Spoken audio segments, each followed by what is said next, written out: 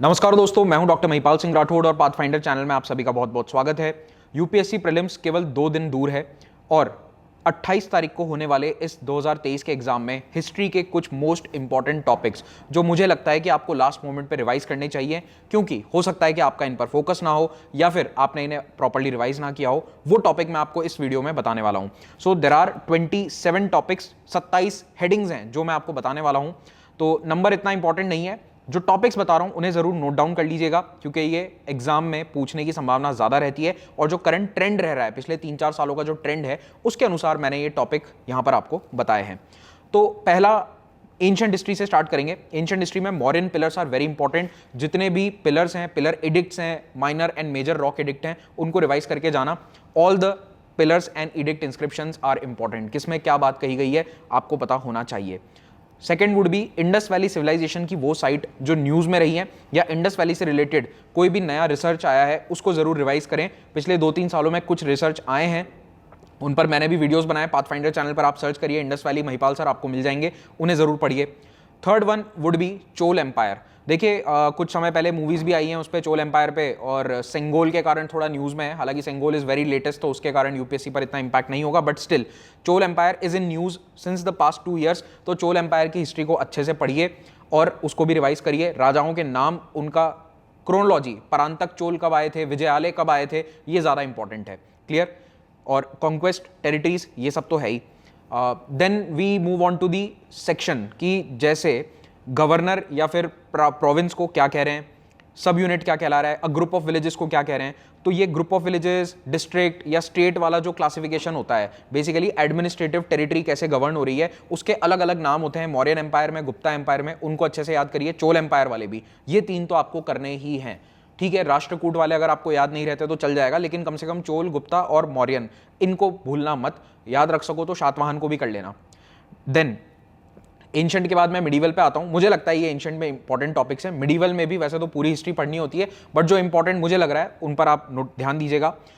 Early Rajput dynasties, अक्सर student उनको छोड़ देते हैं। जो अर्ली मिडीवल हिस्ट्री है उसमें राजपूत डायनेस्टीज के अंदर कुछ कुछ रूलर्स हैं, उनके नाम या उन्होंने कोई इंपॉर्टेंट कंस्ट्रक्शन करवाया या कोई इंपॉर्टेंट अचीवमेंट है, वो नाम आपको अच्छे से ध्यान रखने हैं। खास करके जितने भी डायनेस्टीज हैं, जैसे कि चहमान डायनेस्टी या प्रतिहार डायनेस्टी, इन सबको अच्छे से आप रिवाइज कीजिए।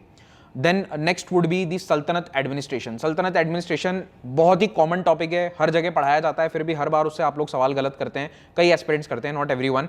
तो सल्तनत एडमिनिस्ट्रेशन और मुगल एडमिनिस्ट्रेशन, अगेन उसके अंदर कौन सा ऑफिस है, कौन सी मिनिस्ट्री है, ये काफ़ी कॉमनली पूछा जाने वाला सवाल है, इसको रिवाइज कीजिए अच्छे से। Then moving on to the Sikh history. देखिए सिखिज्म की हिस्ट्री, सारे गुरुओं के नाम, उनका टाइम पीरियड, कब कौन से गुरु किस राजा या बादशाह के समकालीन थे, इस पर सवाल पूछा जाएगा। मिस्र के बारे में भी बेसिक आइडिया होना चाहिए, और महाराजा रणजीत सिंह के एम्पायर का टेरिटोरियल एक्सपांशन किस तरह से होता है और किस दिशा में कौन सा एरिया कहां तक गया, तिब्बत तक उनकी आर्मीज पहुंच गई थी, वो सारे पॉइंट्स को याद रखिएगा। बैटल ऑफ चुशूल के बारे में थोड़ा सा देख लीजिए। तो ये सब टॉपिक्स आपको ध्यान में रखने हैं। ओके, रीजन अगेन बीइंग कि न्यूज में उसके बारे में अभी 2-3 सालों से काफी चर्चा रही है। Then moving on to Malik Ambar. मुझे एक ऐसा टॉपिक लगता है, मलिक अंबर वैसे मिडीवल हिस्ट्री के अंदर ऑप्शनल वालों के लिए बहुत इंपॉर्टेंट होता है, लेकिन जीएस में उसके पूछे जाने की संभावना है। कुछ ही हफ्तों पहले मैंने उस पर एक शॉर्ट भी बनाया था, आप चाहो तो उसको देख लेना। मलिक अंबर कौन था, क्या उसकी इंपॉर्टेंस है, कहां पर वो लड़ाई लड़ी, उसने किस डायनेस्टी या सल्तनत को बिलोंग करता था, ये इंपॉर्टेंट रहता है। फाइनली मिडीवल टाइम में बहुत सारी बुक्स हैं जिनका ट्रांसलेशन किया गया फारसी में, तो जो भी ट्रांसलेटेड वर्क्स हैं उन पर ऑलरेडी यूपीएससी सवाल पूछ चुका है, तो अब वो गलती मत करना, सारे ट्रांसलेटेड वर्क्स को पढ़ो। ज़्यादातर ट्रांसलेशंस मुगल टाइम पीरियड में हुई हैं, उन ट्रांसलेशन के फारसी नाम भी देख लो और किसने लिखा था वो भी देख लेना। Then moving on to modern history. Modern history में सबसे इंपॉर्टेंट टॉपिक रहेगा Anglo Maratha and Anglo Mysore war, शुरुआती टाइम पीरियड में। तो एंग्लो मराठा पर ज्यादा फोकस मेरे ख्याल से रहेगा। हालांकि मैसूर भी न्यूज में चलता रहता है due to Tipu Sultan and the Karnataka elections, लेकिन फिर भी टीपू सुल्तान को देख लो कि क्या किया। मराठा पे ज्यादा फोकस रखो। Anglo Maratha wars are much more important because they are much more complex. Alright, फिर यूरोपियन फैक्ट्रीज कहां पर सेटअप हुई, जैसे कि इंग्लिश का आपको पता होगा, पोर्चुगीज के आपको लोकेशंस मालूम होंगे, लेकिन डच के भी देखो, फ्रेंच के भी देखो कि इनकी फैक्ट्रीज किस जगह थी। यूपीएससी का ये फेवरेट सवाल है, इसमें इतना डेटा है कि बहुत कुछ पूछा जा सकता है।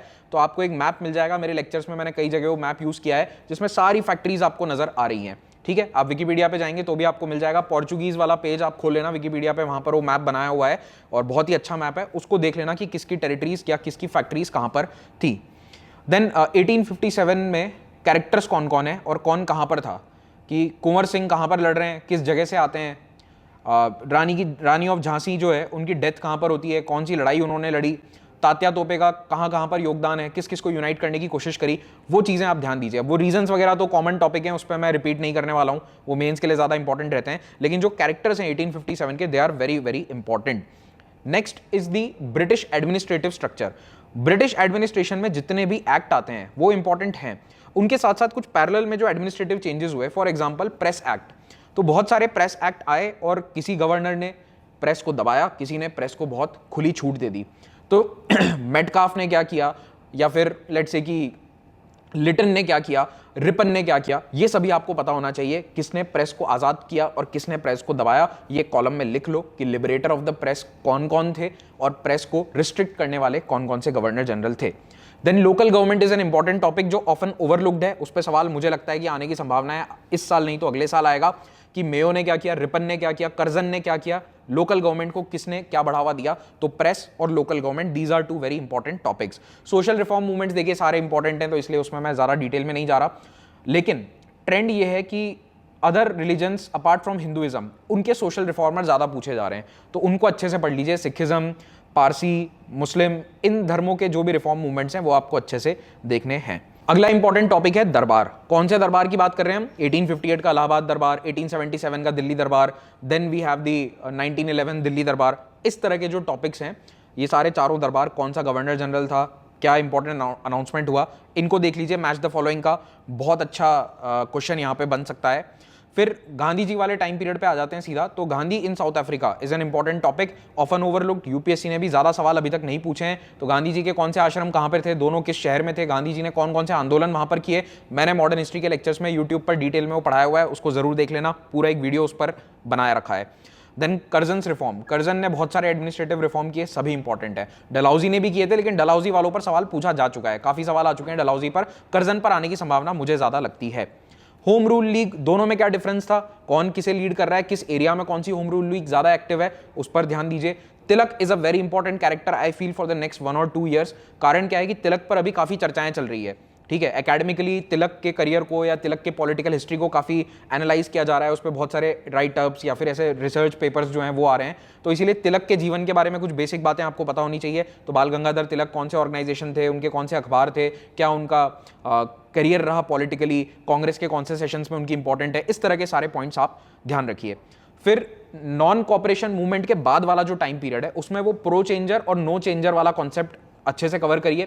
एनसीएम तो आप सभी पढ़ेंगे, लेकिन वो pro changer, no changer and 1920s का घटनाक्रम, वहां पे क्रोनोलॉजी का बहुत अच्छा सवाल बनता है कि जिन्ना के 14 पॉइंट कब आए, नेहरू रिपोर्ट कब आती है, डिक्लेरेशन कौन सा, दिवाली डिक्लेरेशन कब होता है, इस तरह के सवाल वहां पर क्रोनोलॉजी के बन सकते हैं। ये एक्चुअली सवाल 1932 तक बनेंगे, जब तक राउंड टेबल कॉन्फ्रेंसेस समाप्त नहीं हो जाती। Till all the RTCs you will have such kind of questions. तो इनको प्रॉपरली क्रोनोलॉजी को या तो लिख लो, अपने हिसाब से लिख रखा है तो उसे अच्छे से रिवाइज कर लेना। Then difference in all the different offers from British, कौन से ऑफर की बात कर रहा हूं मैं, August offer, Cripps mission, cabinet mission, इनमें फर्क क्या था, ये बहुत कंफ्यूजिंग होता है। जब हम पढ़ते हैं तो हमें पता है अरे वाह अगस्त 1940 में ऑगस्ट ऑफर आया, लेकिन उसमें मिला क्या, ऑफर क्या था, why was it rejected, what is the difference between Cripps proposal and the August offer, ये आपको पढ़ना है अच्छे से। कैबिनेट मिशन क्यों इतना इंपॉर्टेंट है, क्यों उसने भारत की आजादी गारंटी कर दी थी, ये भी इंपॉर्टेंट है। तो तीनों जो ये मिशंस हैं या फिर ऑफर्स हैं, इनको डिफरेंसेस, इनमें डिफरेंसेस क्या है उस पर थोड़ा ध्यान दीजिएगा।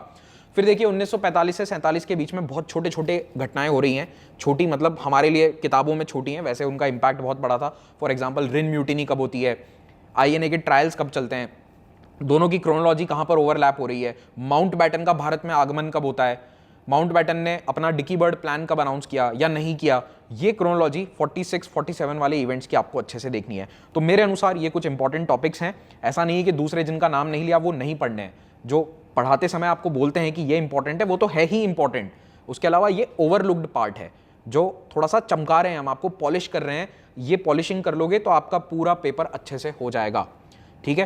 तो नींव मजबूत कर ली है आपने, घर की दीवारें बना ली है, ये बस थोड़ी सी ऊपर की पेंटिंग कर रहे हैं हम इन टॉपिक्स के माध्यम से, जिससे आपके इमारत की सुंदरता बढ़ जाए और आप अच्छे नंबरों से पास हो जाएं यूपीएससी प्रीलिम्स में।